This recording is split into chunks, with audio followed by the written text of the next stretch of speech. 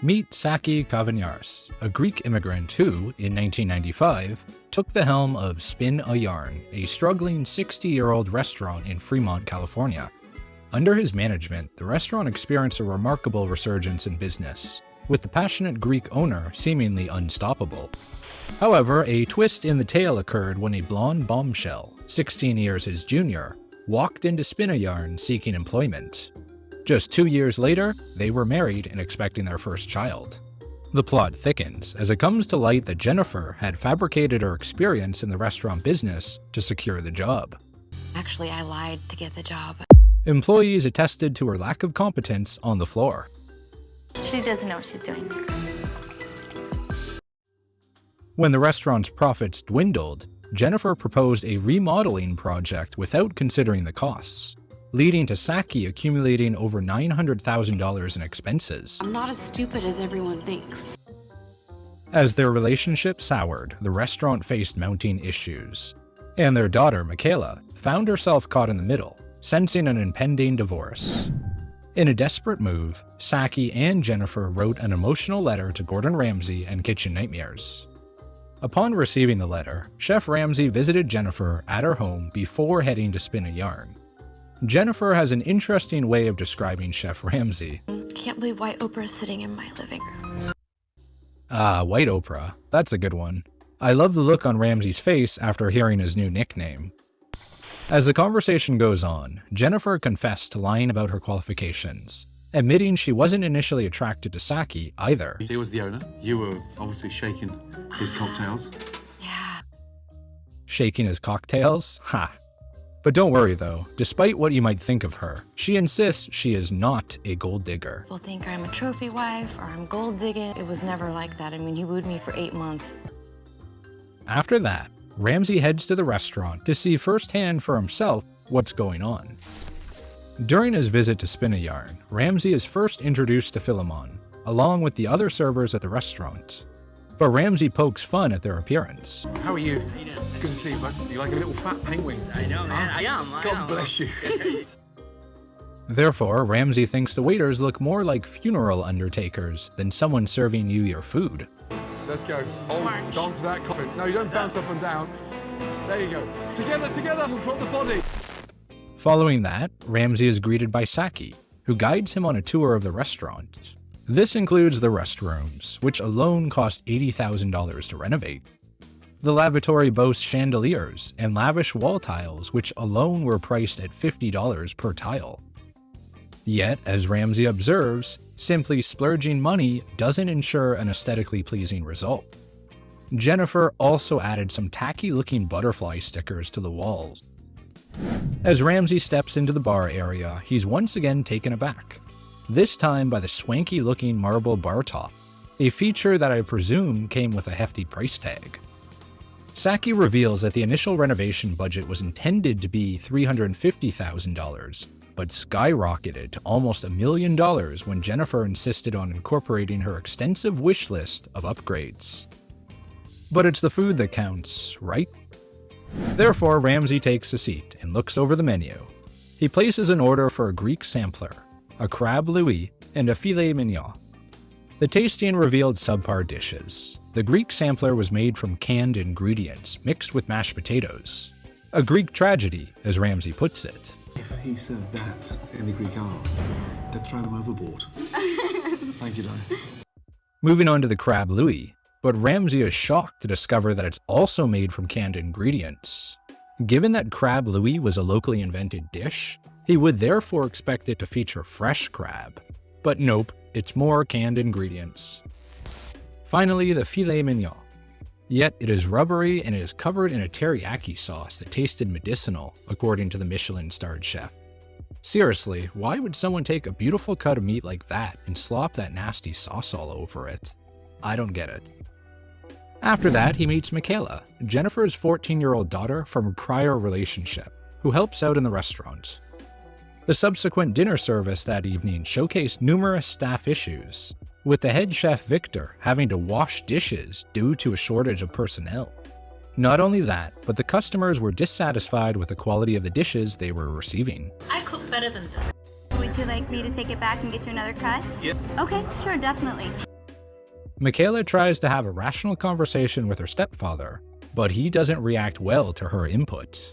Subsequently, she mocks him and, while pointing her finger, asserts her dominance by reminding Saki that spin a yarn is as much hers now as it is his.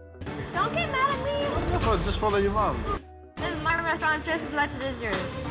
In addition to problems with the food, such as the prime rib being returned due to it being cold in the middle, Ramsay also uncovered moldy and rancid ingredients in the walk-in refrigeration unit. What in the fuck is that? It looks like the padding from my bra. That was the cooked meat. The raw chicken looks even nastier, sitting in a pool of congealed blood. Jen is so grossed out by this that she starts to heave. Jen! Recognizing that serving the restaurant requires Jennifer and Saki to collaborate, Ramsay intervenes. Following Ramsay's guidance, the couple pledged to unite for the sake of their establishment. They took responsibility for their respective roles and committed to effective communication between them. With Jennifer and Saki now committed to working as a team, Ramsay shifts his focus to the menu, which currently lacks identity and serves from poor quality. Still, there is a glimmer of hope, especially with their prime rib. Ramsay introduces a new approach, suggesting tableside carving for the prime rib. Nevertheless, Ramsay harbors doubts about Jennifer's readiness for the challenge. As a test, he designates her to handle the tableside meat carving. Jen. That's right. You. I'm feeling very nervous right now. I don't even know how to cut prime rib. Jennifer struggles with cutting the prime rib, expressing concern she might even gag all over it because of her fears. Saki attempts to reassure her before the shift starts. Jen. What? Wait, it's okay. But I love you. At the start of the dining service, Jen initially faces challenges in cutting the prime rib. Ramsay advises her to exude confidence, encouraging her to smile and enjoy the interaction with the guests while at the tableside. Good to hear. Oh, Jesus Christ almighty. I'd feel quite uneasy being in close proximity to Jen with those knives. But eventually, Jennifer gradually starts to get the hang of it, and the dinner service concludes on a somewhat positive note that evening. The next day, Ramsay gathers the staff at the restaurant to unveil their new menu. The previous menu featured over 200 dishes, but the new menu fits on a single page. They will now be known as Spin a Yarn Steakhouse. The new menu, which has been significantly streamlined, features sweet corn chowder, a carpaccio with onions, parmesan, served with an aged balsamic vinegar. However, since this is going to be a steakhouse going forward, we look next at the meats. A grilled New York strip steak. Following that is the filet mignon, served without teriyaki sauce this time. Both steaks are served with a roasted head of garlic as a distinctive signature side. Following that is a delicious looking rack of lamb. And for the pescatarians, they've added a pan-seared salmon dish. Alongside that is also a beautiful and fresh halibut. And finally, scallops. Overall, the staff, including Saki and Jennifer, love the new menu. Yet Ramsay has a surprise in store for them. The San Jose Sharks from the National Hockey League will be dining at Spin a Yarn that evening. The staff looks somewhat nervous after hearing that news. It's relaunch night, and the restaurant is bustling with diners, particularly drawn to the prime rib. The problem is that Jennifer is cutting huge slices. These prime rib slices are so thick, you'd need a chainsaw, not a steak knife. Due to the generously thick slices of prime rib, the supply begins to dwindle even before the arrival of the sharks. Once they show up, many of them opt for the prime rib. Luckily, Chef Victor had foreseen this and prepared an extra one just in case, saving the day. Despite initial challenges, the relaunch night proves to be a success. The sharks thoroughly enjoyed their meals and even present Saki with his own personalized Sharks jersey. In a final conversation with Jennifer, Michaela, and Saki, Chef Ramsay commends them for their hard work. Ramsay departs content, having witnessed their improvement. As Ramsay departs the restaurant, there's a noticeable upturn in the fortunes of both Spin a Yarn Steakhouse and Saki and Jennifer's marriage. What happened to Spin a Yarn Steakhouse after Kitchen Nightmares? The filming of the Kitchen Nightmares episode was in October 2011, while the episode aired in February of 2012. Post-Kitchen Nightmares, Spin a Yarn faced challenges despite an initial boost in business. Customer reviews were mixed, citing inconsistency in food quality and service. The restaurant dealt with complaints from old customers who were unhappy with the new menu changes. As such, some of the items from the original menu were brought back. Still, by 2012, the worst of the Great Recession was over. The restaurant industry, which had been hit particularly hard during that time due to a decrease in consumer spending, was starting to show signs of recovery. This was especially evident when the local Fremont car plant, a hybrid facility shared by General Motors and Toyota, closed in 2010 following GM's financial struggles. Spin a Yarn, situated just behind the plant, likely experienced a significant decline in customers. The fortunes of Spin a Yarn and other surrounding restaurants would change on October 27, 2010, when Senator Dianne Feinstein joined CEO Elon Musk as Tesla acquired the Fremont assembly plant. We have a very big sign.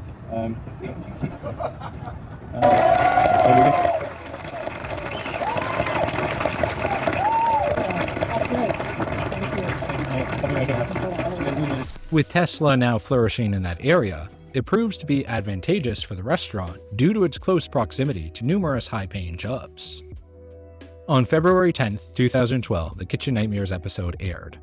As mentioned earlier though, some of the old-timers did not take well to the post-Kitchen Nightmares changes. Following Yelp, we can see that there were numerous reviewers who had just tried the revamped Spin a Yarn after watching it on TV. Reviewers noted that Spin a Yarn faced challenges in keeping the prime rib available and stocked due to high demand, possibly underestimating the surge in traffic Kitchen Nightmares would generate. Premiering the TV episode just 4 days before Valentine's Day, one of the busiest days in the restaurant industry, likely added further complications. Consequently, some couples had a less than ideal Valentine's Day experience in 2012. In the subsequent years, Spin a Yarn continued to grapple with issues such as running out of items, subpar customer service, and inconsistent food quality. Numerous reviewers also expressed discontent over the elevated prices in comparison to reputable local steakhouses. As highlighted in the episode, Saki, or rather Jennifer, spent $900,000 in a renovation initially estimated at $350,000. This substantial expense might explain the higher menu prices, a means of offsetting the costs incurred from poorly planned renovations by passing them on to the customers. Yet, over the subsequent years, average reviews did show some signs of improvement. While Saki did bring back some of the old menu items for their loyal customers, they continue to follow some of the changes suggested by Chef Ramsay, such as the tableside prime rib carving. This included their commitment to using fresh ingredients instead of frozen ones. They also maintained some of the nice touches, like serving a head of cooked garlic with their beef dishes. Regrettably, Saki and Jennifer's marriage did not last much longer after Kitchen Nightmares. Popular YouTuber Brennan Taylor visited Spin a Yarn and met Saki himself. All that meat for me? Yeah. At one point in the interview, Brennan asked Saki if he and Jennifer are still married. No, we kind of divorced, but we still have very close with us. She helps out. Turns out their marriage ended a few years after the Kitchen Nightmares episode, yet Jennifer still maintains an ownership stake in the restaurant and remains actively involved. While she no longer handles the prime rib cutting, she now oversees Spin a Yarn's social media presence and serves as the head mixologist. She makes numerous video updates on the restaurant's Facebook and Instagram pages. Here's a promotional video featuring her showing the latest cocktail she crafted. I'm here today with Jen. Jen is the head mixologist here at Spin a Yarn Steakhouse in Fremont, California. Before the icebreaker, I used to have to work to get a good martini. Shaking and shaking and shake. Shaking and shaking and shake. Check this out, Saki Tini. Can't wait to try it. Oh my God, that is good. A Saki Tini? I was expecting a Saki bomb. Saki and Jennifer co-parent their daughter, who was not showed on the original episode as she was just a toddler at that point. As for Michaela, who was Jennifer's daughter from a prior relationship, she has blossomed into a young adult and is now employed in the medical field. Embracing love, she tied the knot in 2020 and subsequently welcomed 2 beautiful daughters into her family with her husband. Here she is with one of her daughters, along with Jennifer and Saki's daughter. Overall, Jennifer definitely seems to enjoy being a grandmother. In 2020, amidst the pandemic that led to the closure of numerous restaurants, Saki and Jennifer stood firm. Determined to keep their business afloat, they took various measures. They established an online store to directly sell food to customers. Expanding their outdoor patio, they added more seating and outdoor propane heaters to cater to diners. Additionally, they organized live events in the parking lot, including open mic music nights and stand-up comedy shows. They've done an excellent job maintaining a strong online social media presence. On their Facebook page, they posted some cool throwback pics from 1995 when Saki got the place. They showed how the spot looked back then. And guess what? It was already a 44-year-old restaurant at that point. Pretty neat, huh? It is an interesting stroll down memory lane, showing the restaurant's journey. They deserve credit for their consistent online efforts, running various promotions and regularly updating their Instagram and Facebook pages. They host numerous events throughout the year, such as a Halloween bash where everyone gets dressed up in their best costumes. By the looks of it, it looks like a pretty interesting evening. Overall, it seems like Saki was happy with the Kitchen Nightmares experience, as they continue to post throwback clips from the episode. For example, when they hosted the San Jose Sharks. To mark the 10th year since that occurred, they posted a question to their audience, asking if they should invite the Sharks back again for another visit. It seems that their hard work paid off, as they not only made it through the pandemic, but the restaurant also celebrated its 70th year in business in 2021. To celebrate, they hosted a big party at Spin a Yarn to mark the occasion. It is an incredible achievement, and good to see a restaurant of that age make it through the pandemic, which took many beloved historic restaurants with it. Here's to many more years for Spin a Yarn. Jennifer began to have political ambitions of her own. She ran for the Fremont School Board in 2022. She created a website, Gen K for Fremont. There, she laid out her vision for the future of the Fremont School Board. Hi, my name is Jennifer Kavouniaris, and I'm running for school board. I also want to protect our children's innocence through safe curriculum. I do not represent the interests of an ideology that is willing to undermine parents' and families' values. The unions do not own me. I want to say that again, the unions do not own me. Jennifer was backed up by Moms for Liberty, an American conservative group that has a desire to stand up for parental rights at all levels of government, as per the description on their website. Here is part of her official campaign video. And the reason why I'm running for school board is because I'm so passionate about your education. Great education starts with safe schools, And this is why I fully support Fremont's School Resource Officers Program. I'm asking parents to elect me so that I can help give teachers the support that they deserve. It was a highly contested fight, with 2 candidates representing vastly different ideologies. Unfortunately for Jennifer, she ended up losing in a landslide by a significant margin, with nearly a 3-to-1 vote difference. Post-election, rather than conceding, Jennifer began sharing voter fraud conspiracy theories online. Interestingly, it was later revealed that Jennifer's own daughter attends a private school. Despite the setback, Jennifer stays involved in local politics and currently serves as the Alameda County Republican Secretary. Spin a Yarn hosts a local Republican Party Christmas bash each year. However, controversy arose once more when some Yelp reviewers pointed out that Jennifer wore what they deemed an offensive t-shirt while working. The t-shirt featured a "Let's Go Brandon" slogan, which, as they mentioned, translates to "F Joe Biden." The reviewers found it inappropriate to bring such political statements into the workplace, as it crossed the boundaries between personal expression and workplace decorum. Numerous reviewers continue to express dissatisfaction with Saki's attitude.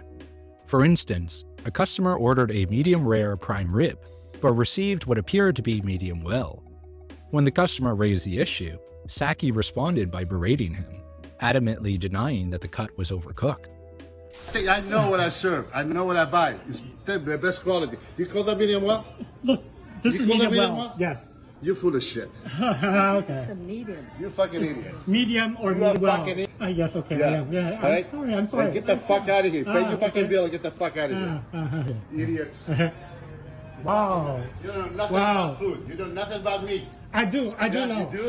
Jennifer, in addition to Saki, has also received a few negative reviews about her attitude. Despite that, Spinny Yarn is still open today, making it one of the more successful restaurants that managed to stay open for over a decade post-Kitchen Nightmares. They've integrated valuable lessons from Chef Ramsay, focusing on cooking only a few dishes with fresh ingredients only. Back in 2020, Spinny Yarn shared a throwback on Facebook, a mention about their old menu which had over 200 items. According to Saki, when Gordon Ramsay visited, many anticipated a name change, but nope. While the name stayed, the logo got a makeover. Over the years, it evolved into the modern version crafted by Chef Ramsay's team. Nevertheless, like many other restaurants in today's environment, they are facing challenges with inflation impacting food ingredient costs. Having already incurred substantial debt from the expensive renovations done years ago, numerous customers noted Spinny Yarn's high costs even before the current inflationary period began. For instance, in the 2011 Kitchen Nightmares episode, the prime rib was priced at $25. By 2018, it had climbed to $40, and just 3 years later, it rose again to $43. In the latest update, they've shifted to market prices for most meat dishes, while a reviewer in July 2023 noted that the prime rib now stands at $53. This entire plate of food, albeit a surf and turf, now costs $71. Despite these hurdles, Spinny Yarn's resilience is evident in its continued operation. I truly hope that Spinny Yarn lasts for many more decades.